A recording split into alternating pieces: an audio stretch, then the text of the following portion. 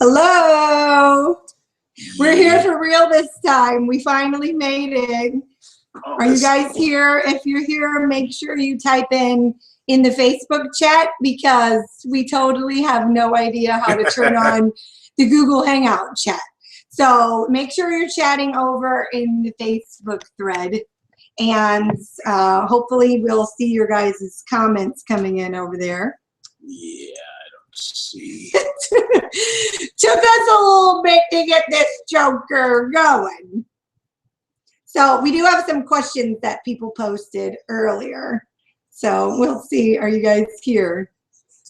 Let's see. Is anybody live? We got it working. There we go. Some comments coming in. Okay, we're in. We have Camilla. We have John. You'll see us keep looking over to the side because we have two monitors and all the questions are over there. And then yeah, so we'll be looking back and forth. And all we should put the stinking camera over there. It would be smarter. So anyways, if you already asked a question, oh, there he goes. He's moving the camera. And you'll see our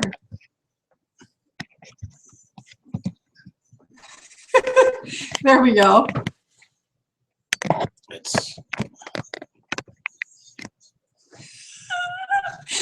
There we go. Is that better?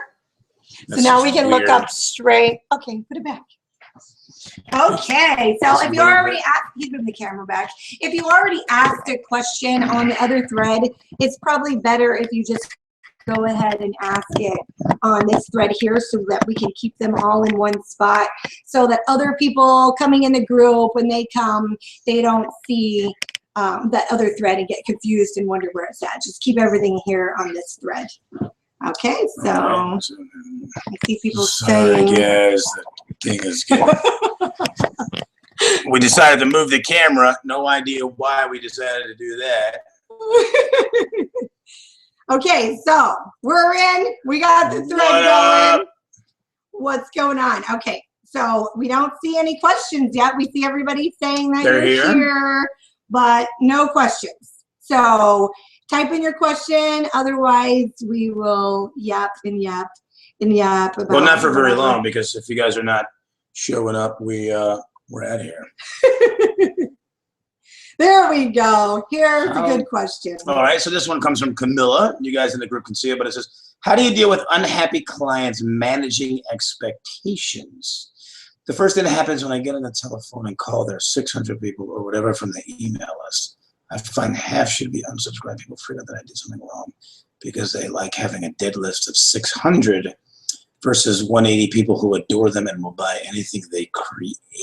Okay, so it seems like your question is like two different questions. Yeah. I'm not really sure. The first one is how to deal with unhappy clients and managing their expectations. I don't really know how that's connected to the next part of your question. So how to deal with unhappy clients really is, first of all, you should anticipate any problems and set the expectations up front so that hopefully nobody will be unhappy, and just communication, really. So if you're on the chat, if you could type in a clarification. Manuela. If you could type in a clarification to your question, because we don't really understand. Well, here we'll touch on the list thing. I mean, at the end of the day, you really can't persuade people who just are egopreneurs. If you guys see me the other day, I posted about the new term I made up, and I got an email I'm writing about that. But basically, an egopreneur is a person who doesn't really care about money and real business things. They just care about numbers and vanity and all this other crap. At the end of the day, you really can't. I mean, you could try to persuade them and show them that, hey, you have 600 people, but they're not buying from you. They're here for no reason. You can show them that, and if they don't, I mean, you can either forget about it or you can beat them up. I mean, those are probably your only two options. Other than that, just type in a better explanation of your question, and then we'll come back to it after we get to the other one. Okay, so Manuela, from our experience, price point, immediately make an offer. My experience, $27. for our offers. It definitely works better. We started with 97 and we did see some conversions, but when we changed it to 27, we saw a lot more conversions. Much more. And it's just a matter of testing your thing for your people. We looked at it like, hey, you know, we think our thing is worth more than $27. But what's more important to us is for more people to get it in their hands. Yeah. I mean, hey, it's something that we only had to create one time. And here's the thing. And then we could sell it over and over again. So don't get hung up on thinking, well, this thing is it's worth so much more than $27, because your main purpose is that you want people to move past the free stuff and to take the next step with you and get to see your genius even more. So the easier that you make that, the better. And because it's leveraged and it's not like you're spending your time to sell it more and more, just test out those lower prices. And if they work better, then go for it. Oh, you're at 20. Okay, you're at 25. Here's another thing that we suggest. If you have a $27 or a $25 offer, why not make another one after they buy that one? Mm-hmm. Exactly. We have found 90% of people that will buy the first offer will buy the second and the third. And yes, we do have 3 actually. We go from and 27. He's not exaggerating when he says 90%. Like that is. That's literally 90% of people that buy. And here's why. At the end of the day, for all of you guys that are watching to know, buyers are buyers and they will buy your stuff. So if they're interested, if the first thing intrigued them and they really liked it and the next thing is congruent with that first thing, 90% of the time they will buy that. And if the third thing is congruent with the first 2, they'll buy that also. So we do it's free to 27 to 27 and then 77. 77, right. So that's just what our funnel looks like. So, well, thank you very much. You're absolutely right, Manuel. Oh, man. Well, I don't make him get a bigger head than he already has. Absolutely. No. And you know when you're right, you're right. I'm not going to debate with you. Absolutely. You're absolutely right. So there was another question up here. Lady, oh, this is my favorite question. I was so excited when I saw this question. Double opt-in or single opt-in? What is our preference and why? Single opt-in, and why? Because it works. That's the man answer. That's the man quick, fast answer. But really, single opt-in is definitely our preference, and mostly because if you use a double opt-in, it is going to kill your funnel. You pretty much can't have a funnel with double opt-in. And the reason is because what makes a funnel work is momentum. People going from one to the next, to the next, to the next, and that transactional momentum that they're in. So telling them, okay, thanks for opting in. Now go check your email. You just got rid of them off from the one page that you have the opportunity to have the most power to get them to buy something or to book a call with you or whatever it is. So the double opt-in totally kills that. And what the school of thought is with the people who believe in the double opt-in, and you can type in the chat if there's some other reasons that maybe I'm not aware of, but most of the reasons people say to do the double opt-in is because, one, they say it's going to make sure that you get a good email address. Because people will type in a fake email address hoping to get your freebie on the other side, on the next page, and not getting on your list. They think they're slick and they'll put in the wrong email address. So that's the number one argument for the double opt-in. And the second argument is that it's going to get you better qualified people on your list, and that it's going to get people who are more serious and who definitely want what you have to offer.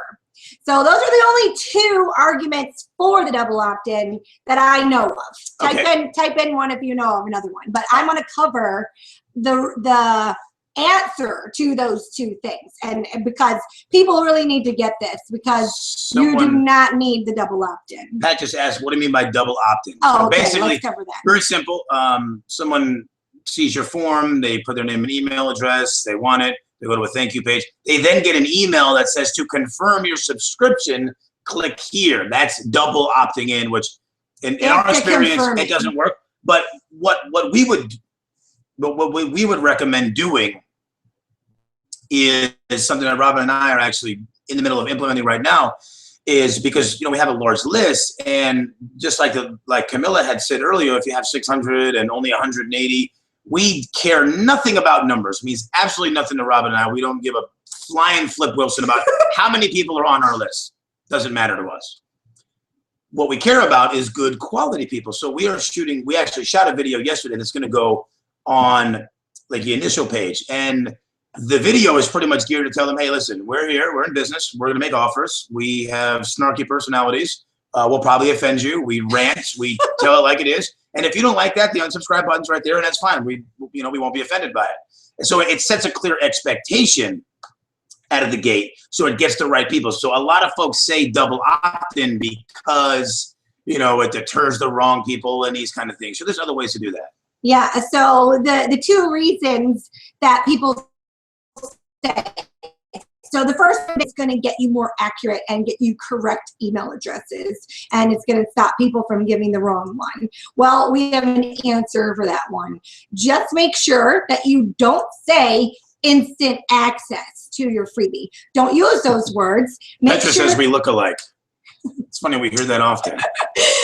Make sure that the people know that they're not getting the thing instantly on the next page. Use words like send it to me now, email it to me now on your button. So there's your first indicator that people know, okay, it's going to be sent to my email. Your second thing is use language. We always say on ours, your blah, blah, blah freebie will be sent to the email address you provide below. So they know that we're going to send it to the email. So if they put in the wrong email, they're not going to scam our system. They're not getting a freebie. So that's the answer to overcome that first reason. The second reason is that people think it gets you more qualified and more serious people. Well, the thing with that is it's bull crap. Number one. The reason is because that is there's a thing called barriers, and the more barriers you put up, that is typically how you would qualify people more. So if I was selling a really high ticket item, I'm selling something $10,000 or more, I want to put barriers in place so that I can see if these people are serious. I want to have an application for them to fill out. That's a barrier. I want to have, they have to schedule a call with me. That's a barrier. Sometimes you might make them pay a deposit. That's a barrier. These are the kind of barriers that will tell you this person is serious, because if they're willing to do this, then they're serious. But the double opt-in is not that kind of barrier. All the double opt-in is an inconvenience. Okay, let's move on. So to the next. you're assuming that the person, just because they're not willing to go through that inconvenience, that they're not serious about your offer, and that is a bad mistake to make because it's not accurate. So single opt-in, do it. All right. Camilla says she was told by someone that she normally agrees with that summits are dead and they stopped converting, and people think it's a scam to sell the recordings. Nonsense. Here's why. We were partners on a summit last year that did well over 6 figures. Okay, tell them really, because if we know our people. They want to know the truth. They want to know things. So yeah, it did over 6 figures. It had 17,000 people opting in, and it did over with just a $97 offer. So think of how many people bought that. Over 900 people bought it. So well, just that side, I did over 6 figures because there were offers done, and a lot of what we were offering throughout, and Robin and I had a joint product on it as well. All the offerings were at $997, and we sold a ton of them. Each of the speakers that we did allow to make offers. So whoever says that, I would like to see what summits they themselves have done. Usually folks will shoot down an idea or something that they're not doing themselves, or Or they because haven't they're done. trying to show you that another idea is better. And They're just that's using it for usually marketing. common. I would challenge them, and then I love to get into these types of discussions with folks. Sometimes I get blacklisted from groups for doing it, but if you're going to post an idea or say that something is dead or something's not working or whatnot, I want you to show me why you believe that. You guys might have saw my post the other day where I was sharing. The lady said that it takes 7 to 10 touches for someone to buy, and I said, that's not true. I disagree. And she just removed her post. It's not true that summits are dead and that they don't work, or that people don't want to buy the recordings. The only way for you to find out if they still work is for you to put one on. And so if you see a bunch of major players who are putting them on and still participating in them, then it's a pretty good bet that they're still working, because it's not just like newbies who are putting one on, but it's seasoned marketers, seasoned entrepreneurs.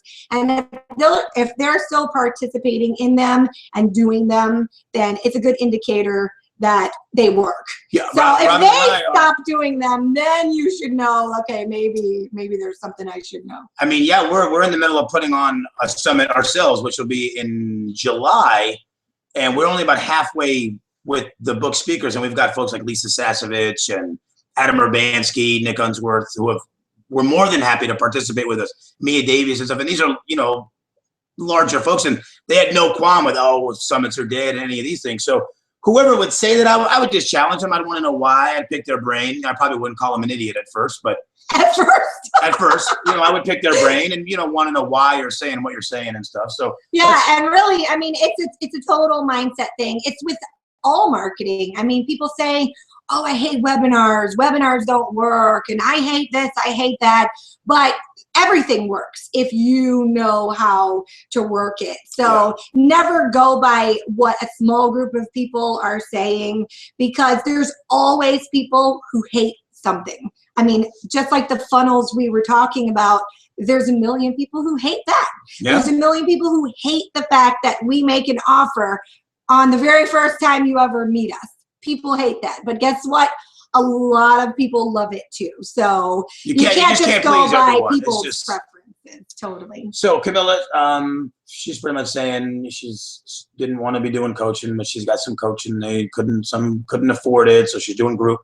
Would we recommend doing a closed Facebook group, a once a week call, a Google Hangout?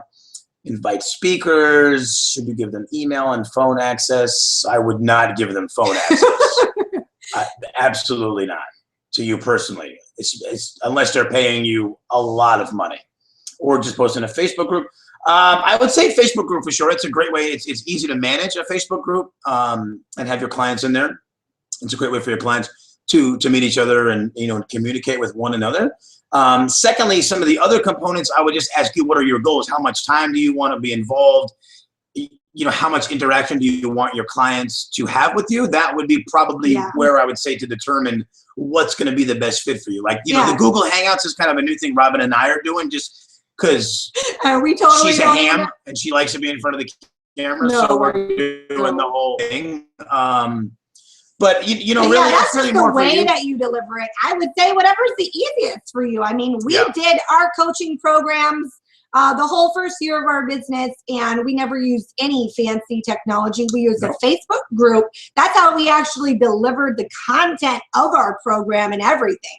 We would post it in there, the new modules every week, and we used instant teleseminar. It was just audio only. So you don't need to get fancy unless you want to get fancy. I like some of these questions that I'm seeing here. But really quick to finish this question is that as far as like what to include in it, the first thing to consider is what's going to serve the people the best. If they cannot get results without some kind of touch with you, you have to give it. If they can get results without direct phone conversations with you and maybe you just popping in the Facebook group and helping them, then definitely do that. But when you want to create a leveraged program like that, that's a group program, you do want to keep in mind that the one-on-one touch with you is minimal, because we use the music industry for our business model.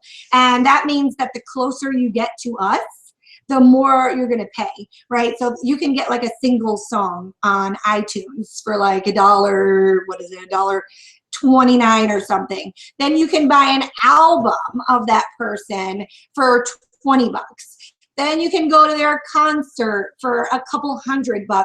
You can get front row seats at their concert for a little bit more money. Then if you want to go backstage, it costs you a lot more money. And then exactly. So as you scale, is a private concert.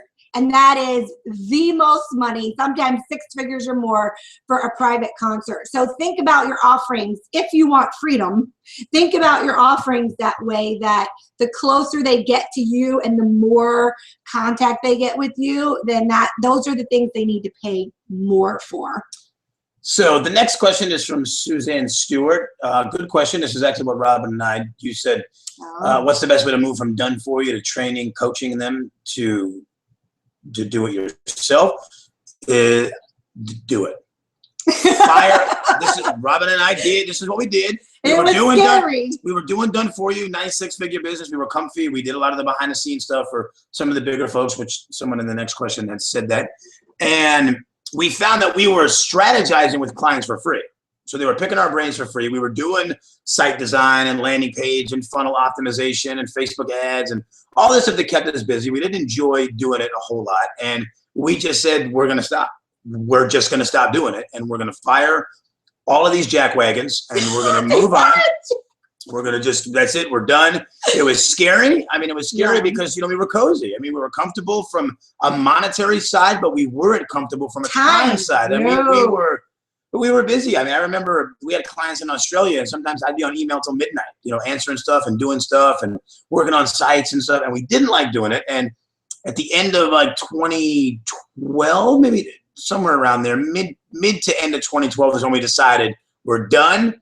And we brought in a developer and we said, we're going to redesign a brand new website, rebrand, whole new name. We're going to come out there and we just did it. And it was really, the mindset is what it's really about. Like we had to get to the point where we hate being trapped so much that it's worth it for us to take this big risk, because it's a huge risk. It's a huge risk to get rid of all your money, but we had to, because there was no way that we could market the new services, the new business model, while we were busy working 24/7 for the existing clients. So we had to do it, but we did have a little bit of confidence because the thing that we did for people was marketing. So we knew, like, within 90 days, we're gonna be. And interesting is a lot of the clients followed us over. Cool thing you learn about us is I have a refrigerator with waters right here next to my desk here. So whenever I'm thirsty, I grab water. So we're always looking for ways to save time. You don't have to walk to the kitchen if you have a fridge in your office. Because it's much more challenging to just get up and walk to the kitchen instead of just grabbing water from the fridge. So the next question is, we were behind the scenes for some of the big names. I love this question. Me too. I love to answer this one. Could we share the biggest myths about 7-figure online success that people have who are not insiders? And here's the biggest myth: that you need money. They're not telling you that, you can go from, I went from nothing to 7 figures in 90 days. You're lying. No, they're not. 98% of the time, that's not. That was kind of an exaggeration.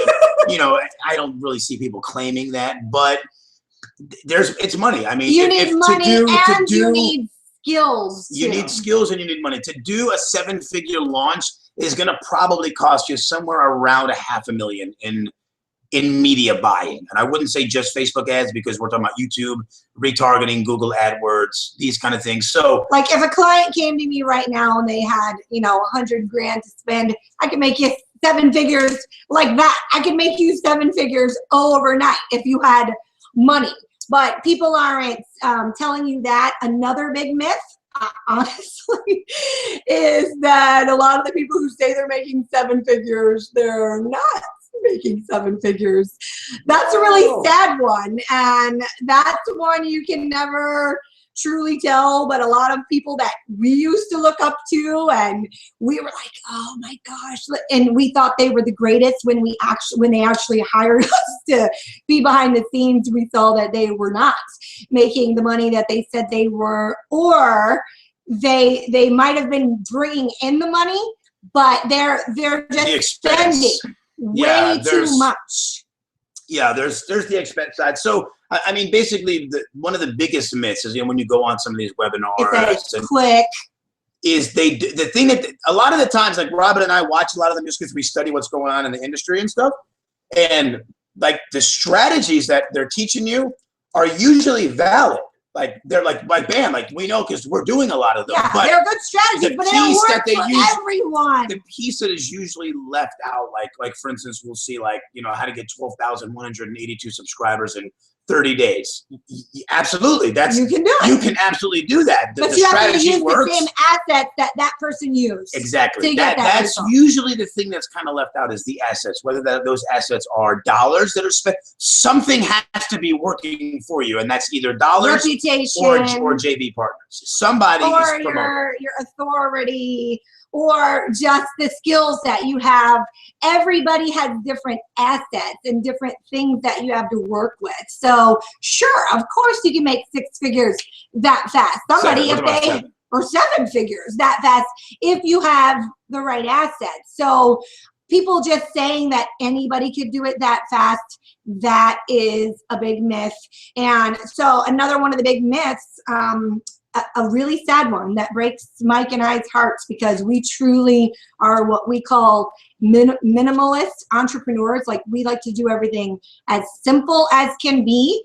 And what's really sad is that a lot of them are preaching this lifestyle, have all this freedom, and they don't. They're our friends, and it breaks our hearts that we see our friends and they're making crap tons of money and their calendars are insanely full. They're traveling here, traveling there. They're on the phone with this person, that person, this, and they're way busier. And they're like, holy crap, how come you guys are just hanging out? And it's because, well, we're not doing so many things. So it's a big thing that you need to really find out what people are doing behind the scenes of their business to make the dollar amount, because the dollar amount's not really what matters as most as it's what you're doing and what your life looks like to be getting that dollar amount. So let's, Camilla, I'll come back to your question here. You're a little long-winded. Oh gosh, you made a long one, so we have to read it. I'll come back to that one. So Melissa says she likes the idea of a second offer. How do we do that? Basically, it's just more thank you pages. So let's say, so you get the freebie, then you go to the thank you page, and the thank you page, presents the one-time offer for $27. They say yes to that. They then go to the thank you page for that. There's another offer. If you're doing this, and I'm going to tell all of you guys, if you are going to do this, if you're going to do more than one offer, and it's fine, I totally recommend it. If you're going to do it, underneath the button, you need to have a link that says no thanks. Like for us, it's Fabulosity. Then we offer a sales pages training, then email and other stuff. If the person gets to the sales page, meaning they already bought the Fabulosity offer, then they get to the sales pages training, and if they don't want it, that's fine. You want to make sure that there's a link under there that gives them the ability to say no, and they're not like stuck on the page. So we'll say, no thanks, my sales pages are already awesome, which is kind of, there's a psychological element to that, where in order to say no, they have to basically they don't have a problem. That they don't have a problem. Yeah. But you want to make sure that you give the people an opportunity to leave if they don't want it. And hello, ching, ching, ching. If they say no, where are you going to send them if they click that link? Send them somewhere else. Right now, we don't have downsells right now, but right now we send them into our MegaMinds group if they click no thanks. But if you had something, another cheap thing, if they click no thanks, say, hey, well, you might not have liked this, maybe you like this. So there's always something to do. There's always the next place to lead someone. And another thing about how to do that second offer is get to the point as quick as you can. This is not going to be some long direct response copy sales page. They're in a transaction. Yeah. Remember that. They just bought something and they feel like it's not complete yet. So make sure right up at the top that it's like, stop. We've got a picture of a hand that's like, wait, and it says wait. So stop, wait, and it says. And for all of you guys that have not been through our funnels, I recommend you get a freebie and then you buy something, yeah, exactly. and then you buy the other thing, and then you buy the other thing. It's a really cheap lesson in funnel optimization. I highly recommend that for all you guys watching. Yeah, so it says stop, wait, and then at the top it says, you know, order confirmation, step 1 of 2. So it makes them realize their order confirmation's not complete all the way, and then it just comes right out and says, you know, add this onto your order for only. And we say the price right up at the top because you have to get right to the point of what the next thing is and that you can add it onto your order and then say what it's about. So Camilla's asking, like, what do we use to keep track of projects and client calls and all that stuff? Very simple. We use time trade and a calendar. We're pretty old school with Outlook, it. Nothing fancy. Microsoft Outlook. Microsoft Outlook and time trade. Keeps us, plus I have a ninja memory. Keeps us from forgetting stuff. I don't. I love my calendar, my Microsoft Outlook calendar. This is really actually fun. I have reminders that pop up that tell me feed baby. She actually even when it's on the calendar, sometimes she'll forget it. I'm like, oh crap, I forgot to feed. Robin, we have a call in 1 minute. What do you mean? What, 1 minute? And she freaks out. It's right there on your calendar. Yeah, so I have reminders to feed my baby and everything. But really, I mean, we don't have this big project management thing. We just have our calendar because, like I said, we do things like super simple. We stick to funnels. I mean, that's our business model. We stick to funnels, and so we're not like doing a million different ways to generate revenue. We stick to a few and we look to master them. So we don't really have too many things like to keep track of. It's really pretty simple. Yeah, when we work with a developer, we just, you know, email really is kind of how we keep track, and we kind of leave it on him. Like, hey, this is what we're paying you, you know, good money to do stuff. You happen, man. And we know what we want done and make it happen. Yeah. So, what's our number one advice for those who are just getting started? From Sheena, build a list, improve your concept. Hands down, number one. We teach everybody that, even those who come with new ideas. What I mean by build a list is start small. Don't invest in trying to build a website and all these fancy pictures and logos and all this stuff that's not going to make you money out of the gate. Very simple. Create a lead magnet that is very conducive and congruent with whatever you want to offer. Put it out there. Take a $100, $200 Facebook ad budget. Create the freebie. Create a small one-time offer that is right in line with the thing that you want to be selling. That could be 27, 37, low point. What you basically want to prove is the thing that I think people want and people will buy and they will pay for. You need to prove that they really and genuinely will pay for that solution. Because you could give it away to your friends. Like I just had a call with a lady who has been giving away coaching for 6 months, and now she wants to start selling it. And she's like, I think it's going to be great. I'm getting good results. And I said, the fact that you've been giving it away doesn't prove anything, because people want free stuff all the time. So that doesn't prove that when you start making it for sale that people are going to buy it. Yeah. So that's what you have to prove that people want to buy it, but you have to prove also that the language you're choosing, your messaging that you're choosing, even for your freebie, that it's attracting people, that people are responding to it like, yes, I want that thing. So start building your front end funnel. I mean, it's for newbies and it's for experienced people. It's our go-to for everything. If we're having a new product, we start with the front end funnel, and we've been doing this for years. And we for those of you guys have heard us talk about it, we actually just officially launched our e-commerce business, and the very first thing we did was prove the concept. And we started with a Facebook page. And you guys have heard us talk about it. We did like 11,000 likes or something in like 4 weeks or something. Really, I mean, the response to what we were saying and doing we were blown away. Like, we thought it would be hot, but this was like, holy crap, this junk is hot. Like, it's on fire now. So we start there. And you know, one of the things is anything that Robin and I are sharing with you, that we're talking on the group, or we teach you in a program, is always coming from things that we're actually doing right now, things our clients are doing right now. So it's real-time data. It's not regurgitated nonsense. It's not BS or just some concept or whatever stuff we're doing. And actually, while you guys are on here, you can open another tab if you're not on it already. We're creating a new program right now called Funnel Fanatics, and it's basically everything for your front end funnel. It's your freebie, it's your landing page, it's your Facebook ads, it's retargeting, it's your email autoresponders, and it's your offers and your next offer and your next offer. And so you can go and sign up on the wait list right now. The program's not coming out for like a month or so. But we're going to be doing some early access stuff. Early bird stuff. So if you go on to funnelfanatics.com. Oh, there you go. You can just go funnelfanatics.com and you guys can get on the wait list real quick for that. Yeah. So let's see. We got some people just laughing. So Petra says, when doing a JV, how do you split profits? Well, basically, I mean, there's a million. That's really not there.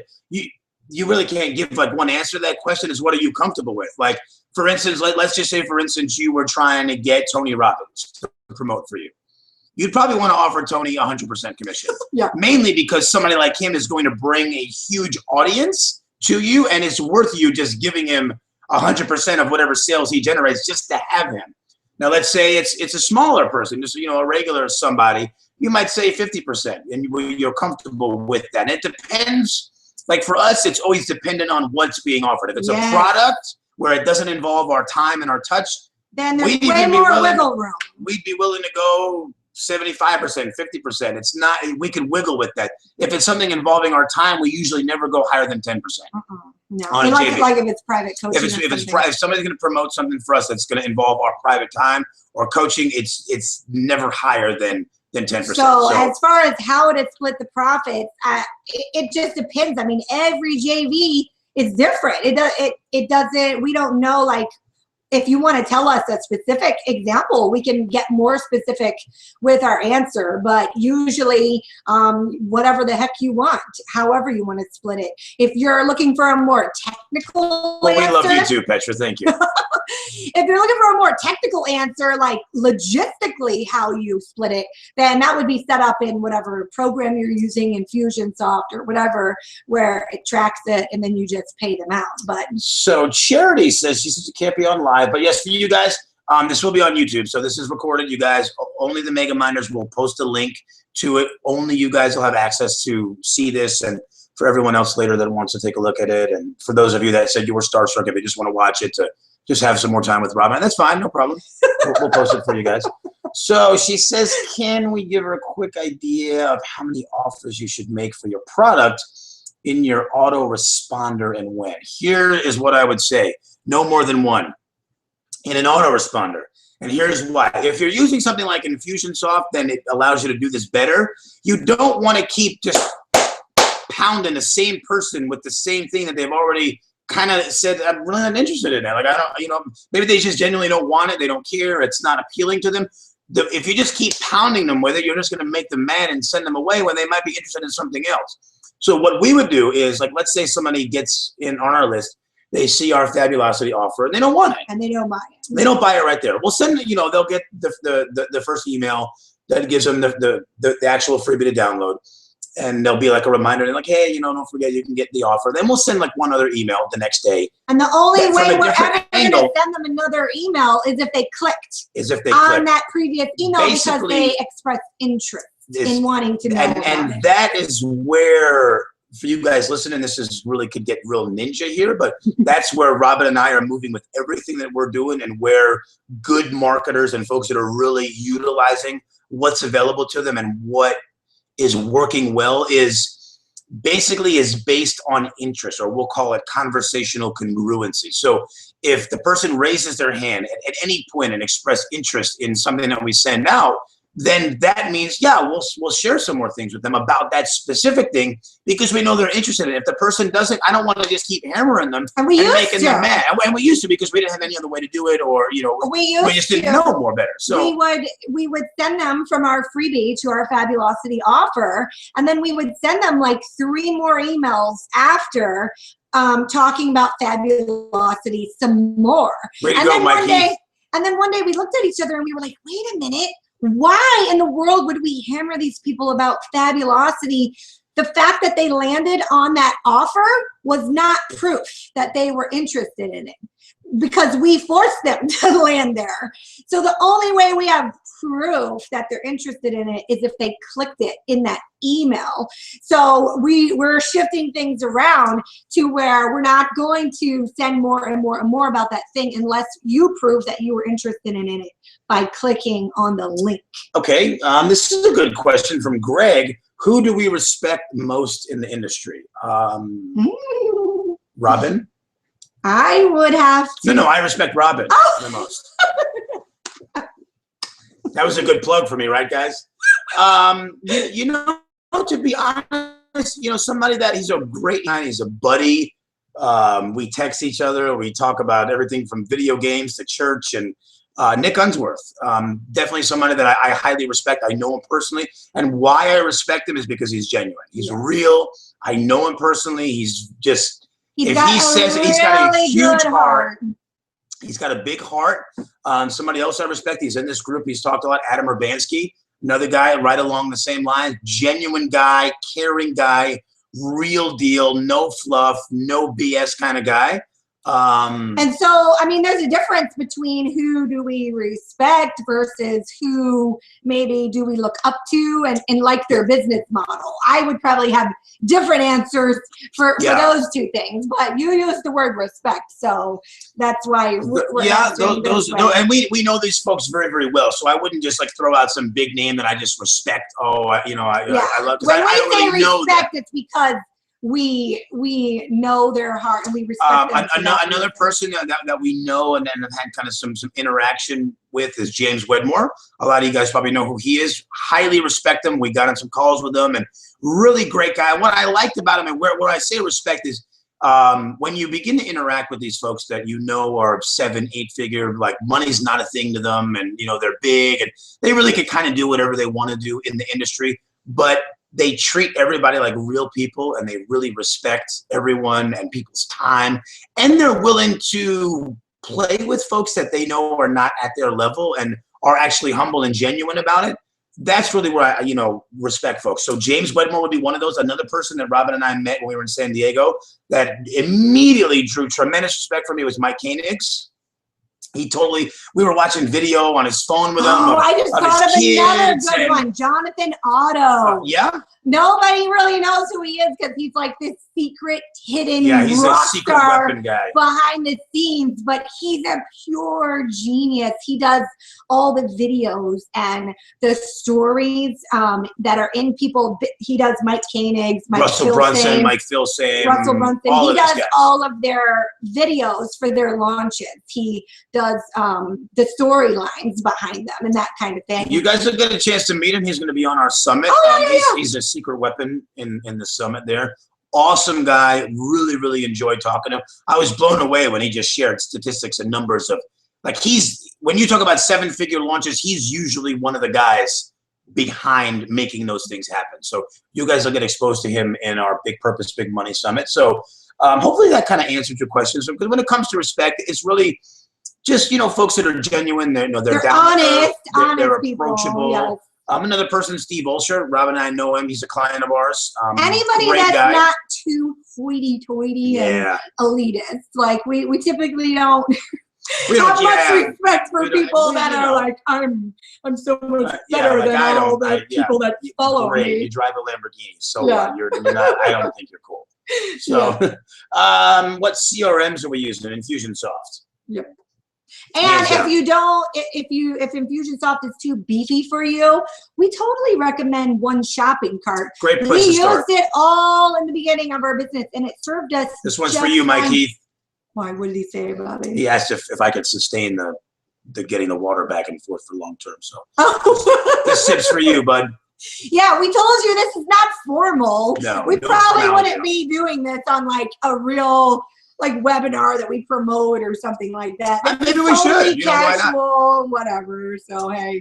All right, probably need to refresh. Greg is asking Jeff Walker's product launch formula being effective for e-commerce companies. Yeah, I'm not a big fan of it personally. I mean, I've read the book. I'm familiar with what Jeff teaches and stuff, and it's worked. I'm not a big fan of it because, and here's the number one reason I won't spend a ton of time on it. But we had a VIP day with a client today, and we were kind of sharing with them some of the concepts behind what we believe, and that is the reason that I personally I'm not a big fan of PLF and why we won't do it in our business is mainly because you're constraining when folks can buy from you to a very limited window, and I don't like that. Well, that's just that one particular launch formula you're talking about. He's talking about the big one. He's talking about the one that has the four videos and then the webinar. And then cart open and then, oh, it's closed. Oh, it's open again and all of that. We're not a big fan of that launch formula. And the reason is because it's a huge, and I mean huge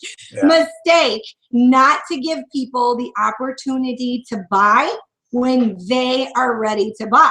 And here's the question you need to ask yourself. When are they ready? And if you don't know, you don't know the answer. And if anybody tells you that they know when people are ready to buy from you, at one point they're lying to you, because everybody's different. Nobody knows when the individual person is ready to buy. It's just everybody's different. And that's why I had an issue with when that lady had shared it takes 7 to 10 touches. That's not the entirety of truth. For some people, maybe it is true. Some people, the first touch, and I know for certain we see it all the time. People buy it right out of the gate. Some don't. One time we did a launch, and our launches are usually super simple. It's just like one webinar and then the offer. And so we were doing a webinar, and we got an email from a lady, and she literally said, I got on the webinar, I wasn't really paying attention. I was just waiting until the end for you to make your offer because I already knew that I wanted to learn from you guys and I wanted what you guys had to offer. And I just waited till the end to buy the thing. And we looked at each other and we were like, what the crap?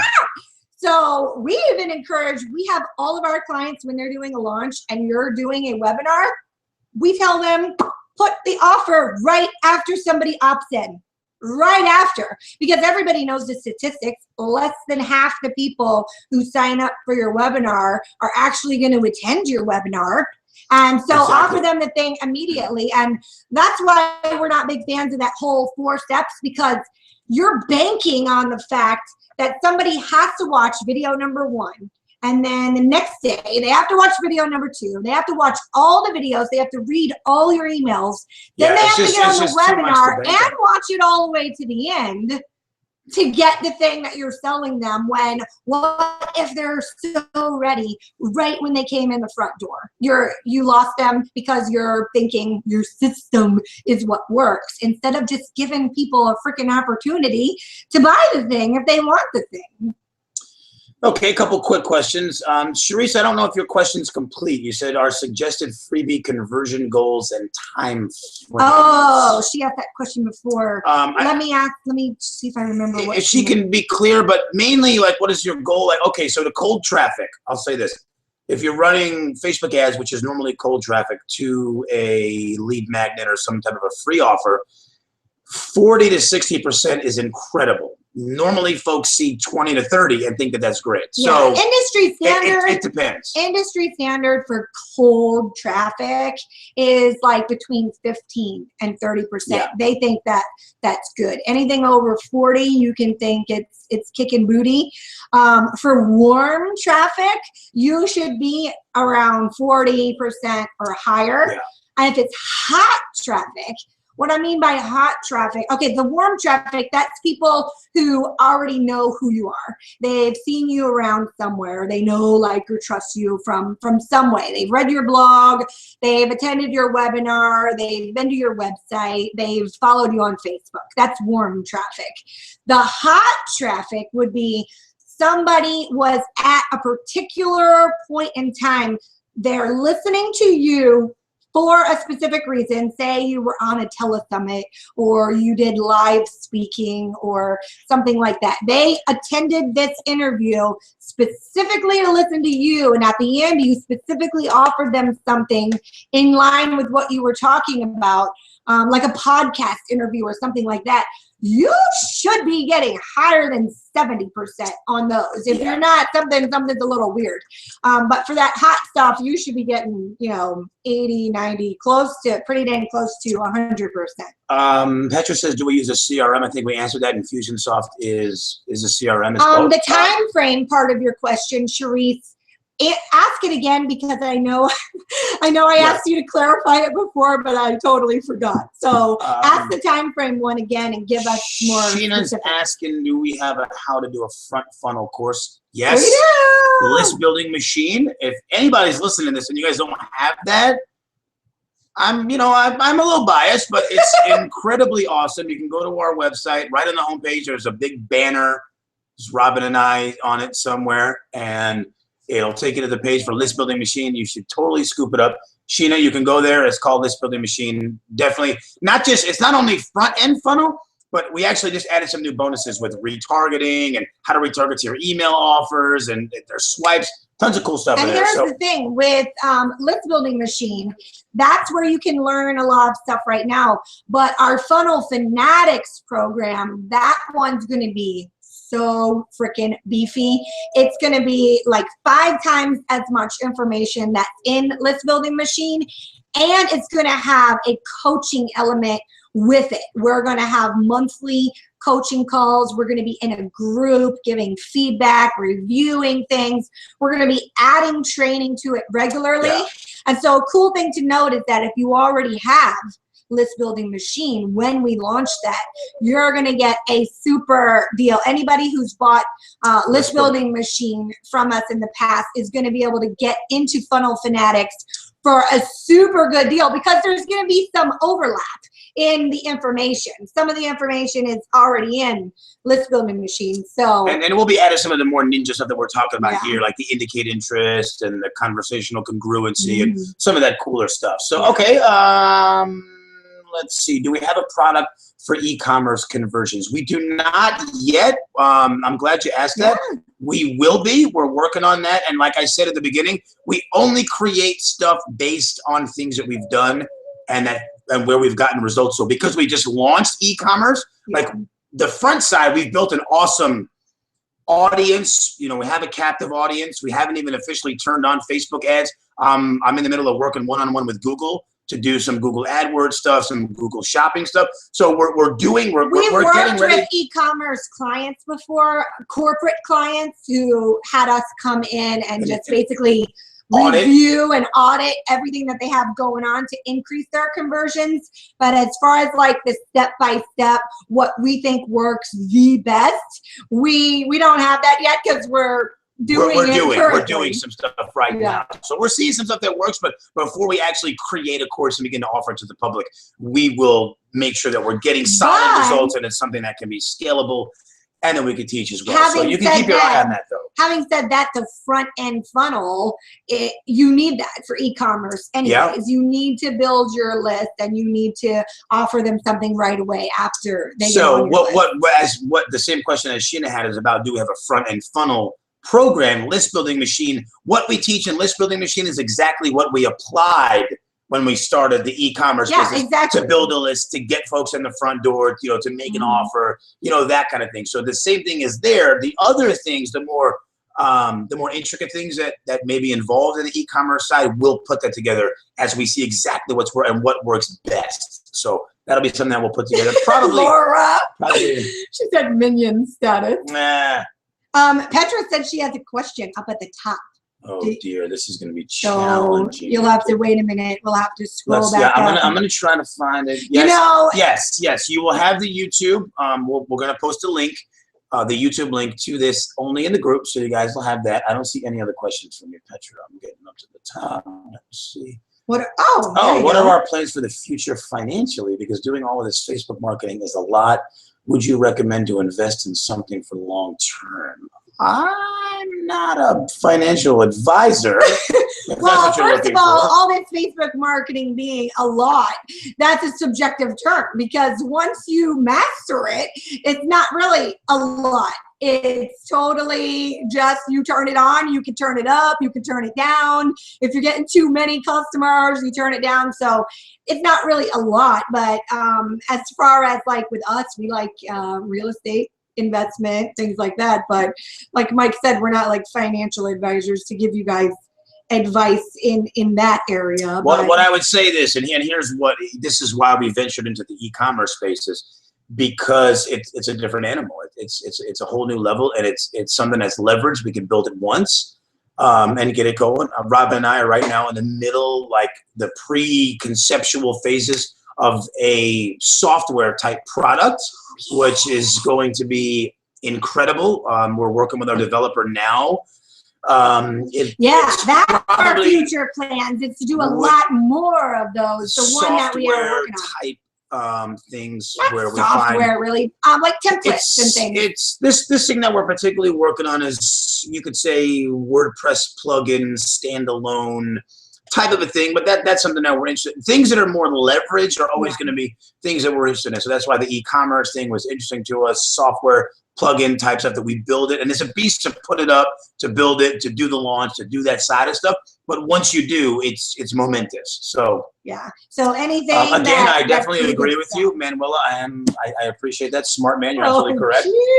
Thank what you. are you doing, Manuela? What do you think of Marketer's Choice for shopping cart system? I've never heard of Marketer's Choice. Yeah, I've never heard of it. And again, we're using Infusionsoft for the e-commerce as well. Yeah. We're using Infusionsoft together with what's called WooCommerce. So they work together with one another. You're welcome, Greg. You're welcome again, Charisse. Let me refresh and see if there's any other. Okay, so she says, how long should I watch my opt-in stats before I tweak them? Well, it would depend on what kind of stats you're getting, right? If you're not getting clicks on your Facebook ad, then I would stop the ad and tweak it.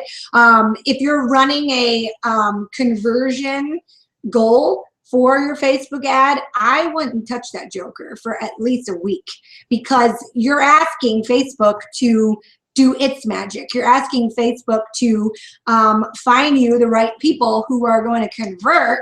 So you need to let it have time to do its magic and work through the data. So I wouldn't touch it for at least a week if I was running a conversion goal Facebook ad.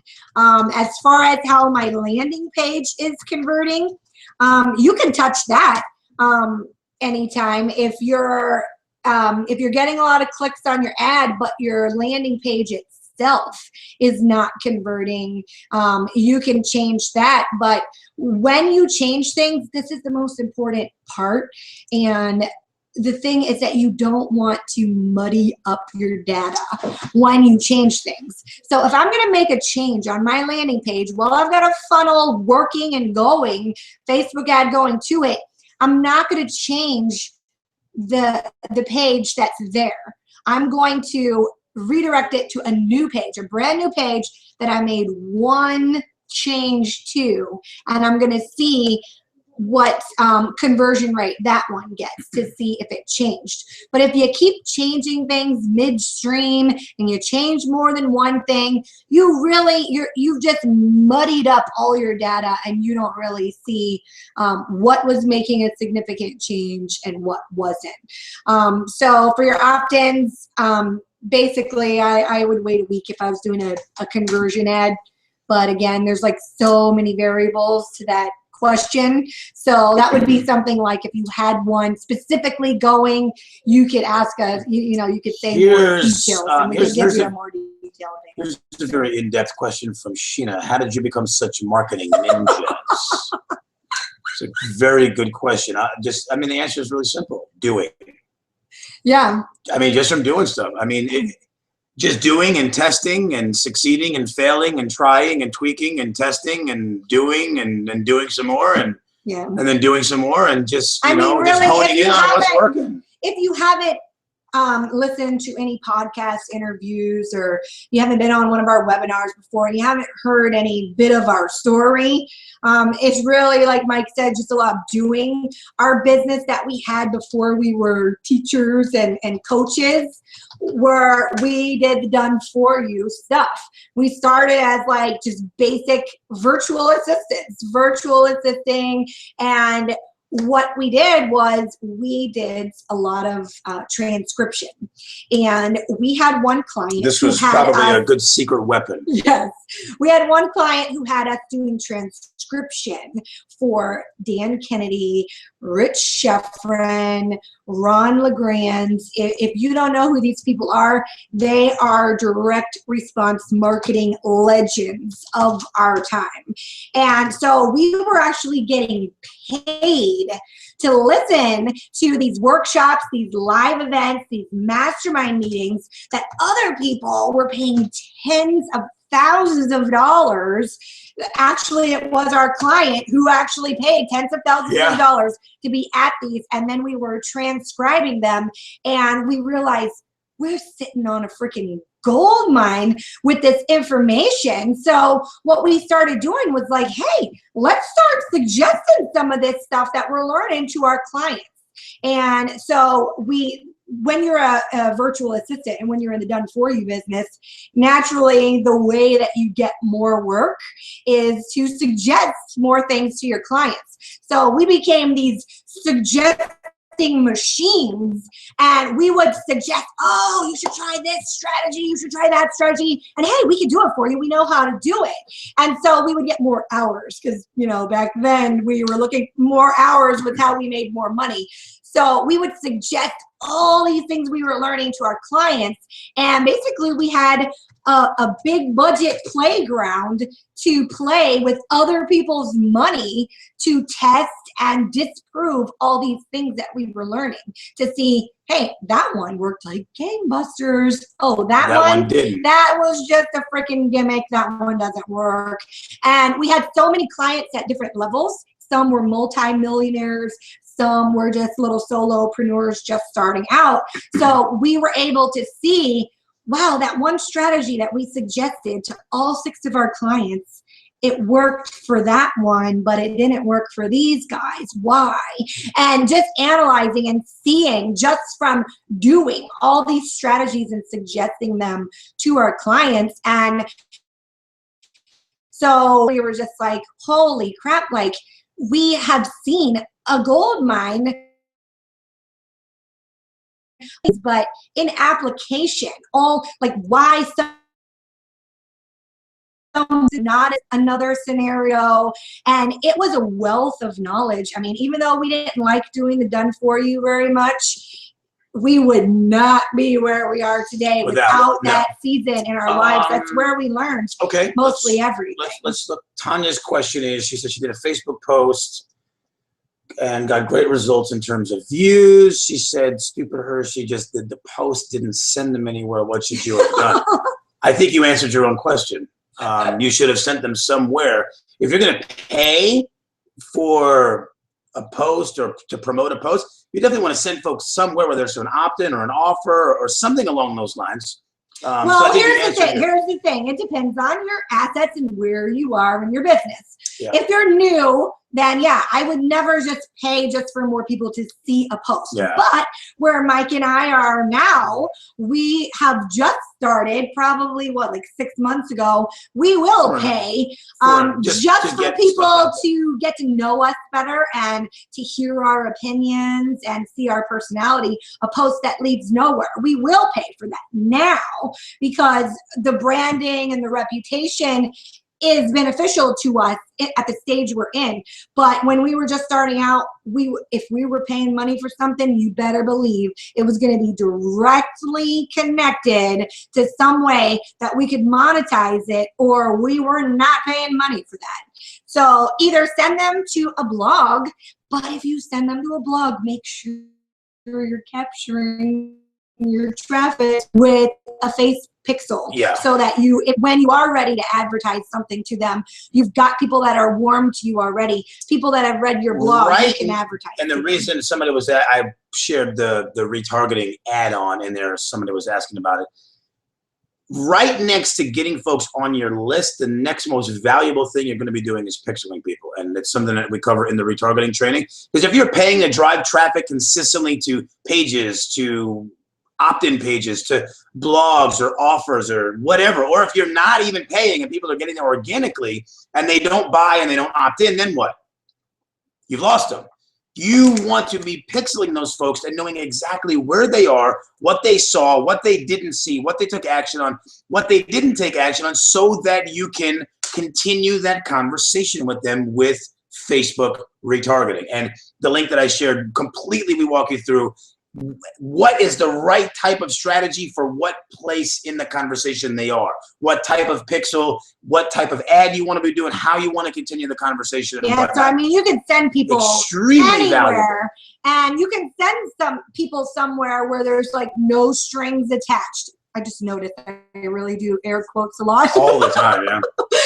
Anyways, you can send people somewhere where there's no strings attached, but as long as you have a way that you can stay in conversation with those people. So sure, send them to a blog, but as long as you're capturing every single bit of traffic, or send them to a landing page straight to opt-in, something that has something they could do. If you were sending them to a sales page to buy a training, which we don't recommend doing that unless you're doing it to a warm audience. Yeah. But if you do that, you have to make sure that you have an exit funnel, so that when the people are leaving the page, you can still capture them to get on your email list, or you can still capture them in your Facebook audience pixel. So there's a lot of things that you should do. Just don't do just I'll nothing. tell you this, for every one of you guys listening, if you are not utilizing Facebook pixels and custom audiences and retargeting, you are losing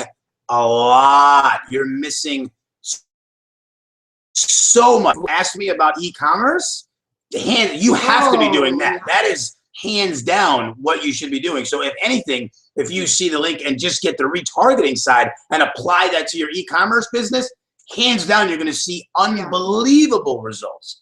Before Robin and I even launched the site out there, we had layered in every possible retargeting opportunity in our e-commerce site that could have, because we knew before we start driving traffic to this site, we don't want to waste anything, because we're leaking if we're not utilizing that. So hands down, you need to be doing that for sure. So Ray says, what would be a good budget for a conversion goal? That's kind of a hard question to answer. It just kind of comes down to, first of all, what you're comfortable with and what the size of the audience is, how big your audience that you're targeting is. If your audience is a million, nobody's telling you. If your audience is a million, we recommend about $25 a day or more. Yeah. If your audience is under a million, like 500,000, you could probably get away with like $15 a day. 100,000 people or less is what Facebook would call a micro audience. There's going to be some specific bidding strategies that you would want to employ when targeting that audience, but that audience you could get away with the $5 a day. So people that are telling you, oh, you can do it just $5 a day, and they're not telling you that it is dependent on the size of the audience. First of all, it is so dependent on the size of your audience. And we're telling you this simply because we learned this by working directly with Facebook on Facebook ad campaigns, and they themselves told us what you need to be bidding, what your budget needs to be based on the size of your audience and how Facebook works and how they optimize. So this is just from Robin and I's ideas. This came from Facebook themselves. We did it with Facebook, and we worked with them directly, and our audience size was right about 1 million, and we did $25 a day. And if we were running it for conversion was the goal. So we let it run for a week and did not touch. When you do that, you see that the price, I think it started out, what was it, like $1.60 or something per conversion, and then it kept going down. So then the next week we paused that one and we made a change that our data was telling us. Our data was like, hey, this is working better than this. So we changed a few things, made a few more, ran that for another week. It went down, went down. That's the one we got down to 44 cents a conversion. And so, and we kept it at the budget that was recommended from Facebook. So if you're working with teeny little smaller audiences, you can use smaller money, but if you're working with bigger audiences, you need bigger money. And on top of that is the whole campaign of what your objective is for your ad.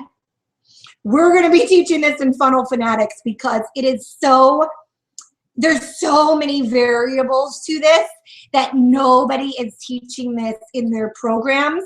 And there's so many variables. If you're running to, say, your Facebook fans, a warm audience, you would not run that for conversions. It's a small audience. You would run it for impressions would be your goal. If you were running to your email list, depends on what size your email list is, but most people, you would need to run it for impressions. So you would never want to run a conversion goal ad if your audience size is less than 100,000.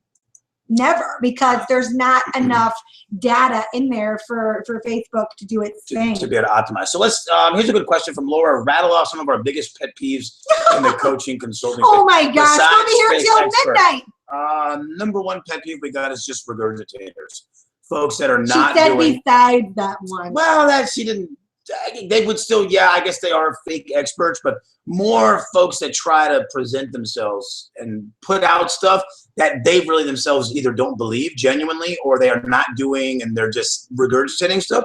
And it goes in line with, you know, my post of the day about the lady saying 7 to 10 touches. And then when I asked, and I completely disagree, and here's why, she deleted the post, which completely told me that, well, you don't even believe that. If you believed it, you would have came right back to me and shared why you believed it and why you said that. So that's really one of my own pet peeves. That and we talked about it earlier when someone asked about respect. It's just hoity-toityness. When folks think they're better and they're so much higher up and all this other pet peeves where people are putting on a front and appearances, and that's not really how it is behind the scenes. Another pet peeve is where people are teaching you to get clients in a certain way, but that's not the way that they get clients themselves. Yeah. So somebody telling you, I'm going to teach you online marketing, but that person, the only way that they get their clients is by all their buddies in their mastermind group. So they haven't proven that they know how to get clients from the own method that they're teaching. That's a major pet peeve. Yeah. Or they're saying, you know, I'm going to teach you how to do public speaking, but they're getting all of their clients from Facebook ads. So it's like if they haven't proven that they can get clients and that they can make money doing the thing that they're teaching, that one is definitely a big pet peeve for sure. So it looks like the questions are drying up. I mean, we've been yapping for about an hour and change here, so yeah. I mean, I could talk about more pet peeves. Looks like we covered everything. We'll give you guys just another minute or so if you're watching. If you have any other questions you want to ask. I know. I'll go on another pet peeve while we're waiting for another question. Is people that say something is like coaching with them, but it's not. That you don't get any touch with them, and they they leave it up to the consumer to try to decipher their language and what they really meant by it. So you really need to find out like how much touch am I really getting with this person. Some people can rock it out with self-study programs, and some people really need the hand-holding. So you have to determine what kind of person you are, but then you have to decipher through all their language and what they're saying to realize, are they going to be serving you in the way that you need to be served? So that's another pet peeve. While he's typing in there, another one is where you sign up for somebody's big mastermind program, right? You go to these live events and they pitch you this $20,000. Some people are pitching $40,000 programs, and really what it is that every quarter you have to pay more money to get on a flight and go to some retreat where they're not even teaching you, but they invited all their JV friends to come in and teach you something and pitch you. And so you're not really getting coaching from that person who sold it to you. You're getting their whole team of coaches. I don't like that at all. We feel like if you want to coach with us, you should be able to get us, not our whole team of our buddies who we said, hey, we got this big audience of great buyers who were willing to pay us this much money. Why don't you come and pitch them all? So here's a question. What is it like working with your spouse? Ooh. Fun. It is very fun, but it is very challenging. Rob and I did an interview with Kingdom Driven Entrepreneurs. If you want to go to our blog, you can. Or it's actually, if you look in the files section, in Marketing MegaMinds, it's in there too. There's a bunch of audios that we've done and stuff, and we like spent a whole half an hour just talking about that. But mainly, for the ability to answer your question, it took some time learning each other's strengths and then how to best just meld those together where we're operating in our strong zones, if you will, where we're, letting each other do what we're best at and stuff. And it's totally just go with the flow. I'm like, you should have seen me before this hangout. I'm like freaking out. We gotta test everything, put the light up and make sure this is plugged in. And he's like just chilling on a call with somebody till like a couple minutes before. I was on a sales call until 1:59. Yeah, exactly. Right before we started. And so just learning to work in that way, it's quite interesting. Last night we tried to make some videos and I'm wanting to redo it. And he's like, oh, it's fine. Just put it up there and let's go. So our personalities are very different. And just learning how to just, recognizing what each of us are good at, and just recognizing, what's best, for us and stuff. So Manuela says, how long should you run an ad to build a list for up to 2,000? Again, that's a subjective question. It depends. The length of it would be dependent. I mean, you could run an ad for a day. How much money are you spending? Yeah. You could spend $100,000 today and build a list of way bigger than that. It just depends. How much are your conversions costing you? If your conversions are costing you $1, then you run your ad as long as it takes for you to reach up to $2,000. If you're spending $10 a day, then what? You do the math. What is that? 200 days? 20 days? How? $10 a day. I was reading the next person. I didn't. I'm not the math one. Again, this is where we both do, where we fit well. I'm the math numbers, the money guy.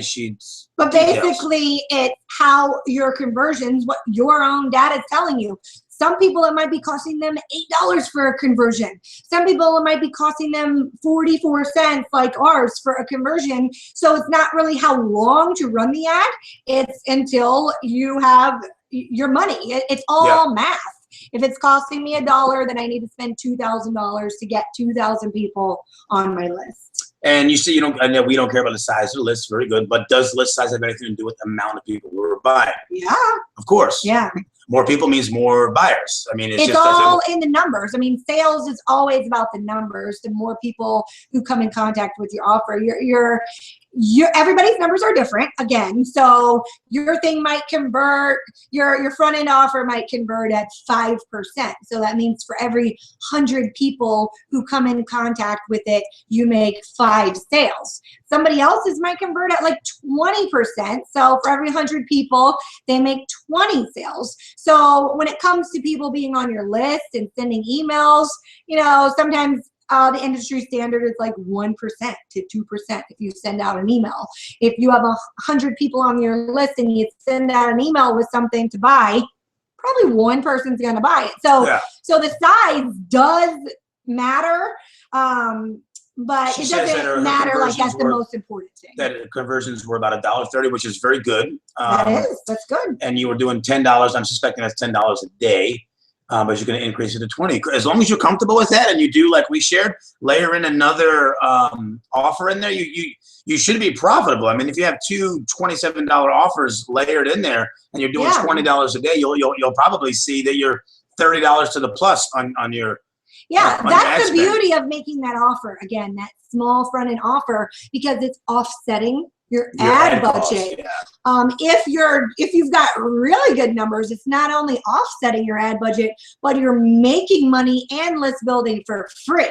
A lot of times, depending on your numbers, you making money, but at least it's offsetting your list building. So that looks like, I mean, you just got to spend more money, and we don't want you just to spend money for no reason. So know your numbers, and you need to know, if I have this many people on my list and I send an email, these many people are going to buy. Or if I get this many opt-ins, this many people are going to buy on their way in the front door. Because then there's no emotion. We love you too, Manuela. There's no fear over, oh my gosh, I'm just spending money. Why? Just so I can have 2,000 people on my list. But you know your numbers. I'm going to spend, $130 to get 100 people on my list.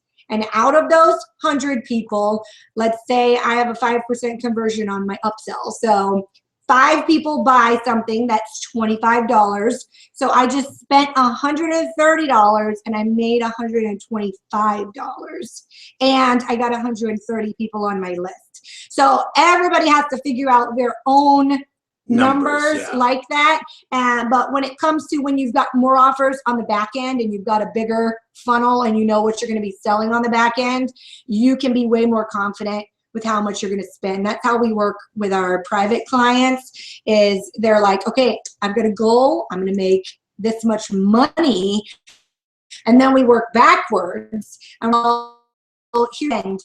and bam, you're going to make that much money. And it's predictable. You can just predict it that well. Mike and I's launch that's coming up, like we know we're going to spend. You're absolutely right, Sheena. We are super awesome, and you're very welcome. So Petra says, what's the best way to deliver an online course of about 12 videos? I mean, there's a ton of ways you could do it. Keep it simple if you guys are new. Listen, this is how Mike and I, for 2 years. We bundle them up, put them in a zip. I mean, put them in a freaking email. Put them in a zip file. Put them in a zip file. Upload them to your server and deliver them. That's the easiest way. If you want to get super sporty with it, I mean, you can get something like Zippy courses, which we haven't personally used, or you can use Infusionsoft and they have a membership area, or you can do like Robin. We're building a beast mode of a membership site. With everything on it, which is in development now. But you do not need these things. There's people that are teaching programs right now, and they're telling you to do this and do that. You don't need all that stuff in the beginning. Freaking upload the file. Our very first program, Marketing Game Changers. It was an 8-week program. It had 7 modules. People signed up. We plopped them in a Facebook group. Week 1 came. We uploaded the freaking PDF right into the group files. The audio. And then we uploaded, okay, here's your action steps. Then we were on the call with them on instant teleseminar, audio only. And if we needed them to look at something, we're like, I just uploaded it to your group. I just uploaded an image. Look at that while I'm talking to you. And we did it all in that Facebook group. And then when it wasn't a hybrid program like that had some group coaching and modules together, but when it was just a self-study program, we upload that junk right to our server and just put a link. When somebody buys it, right now to this day, if you buy something from us, you're just going to get an email and it says, click here to get your thing. And that's it. I mean, you don't need to make things so complicated where you have to build all these big technology things and pay all this money. Those things are good. We're doing it right now, but we didn't start that way. So Laura says, do you suggest that our clients have a specific ad budget to work with you? We like you to, yes. Yeah, but I mean, we have clients start working with us $5 a day. I mean, a lot of times if they're new, the ad budget isn't where we start anyway. We don't start with running Facebook ads right out of the gate. Yeah. So, but if you have stuff going on and you have a specific goal for a specific event, okay, we just worked with somebody recently who was putting on a big live event, and he had a goal to get 500 people, attendees for his event. And if you've never put on a live event before, it's a pretty beast of a rough project. task to get booties in seats. Yeah. And so if you've got a specific goal, a specific project, you've got specific assets to work with, then we are going to tell you on that phone call when you're exploring working with us and you say, here's what I need to accomplish. We're going to tell you right out the gate, okay, if you want to accomplish that, you're going to spend this much money. And here's what we do. Everything that we focus on when we're doing with Facebook ads with clients and stuff is proving a concept, and we're going to hone in and tweak and find out what's best and then scale. We're not about, oh, let's spend $1,000 on this when we don't even really know what elements are going to work and what they're not. So we start smaller to prove what's going to work and then scale from there what's working best. But listen, people, the more data you can get and the faster you can get that data, the better off you're going to be. So if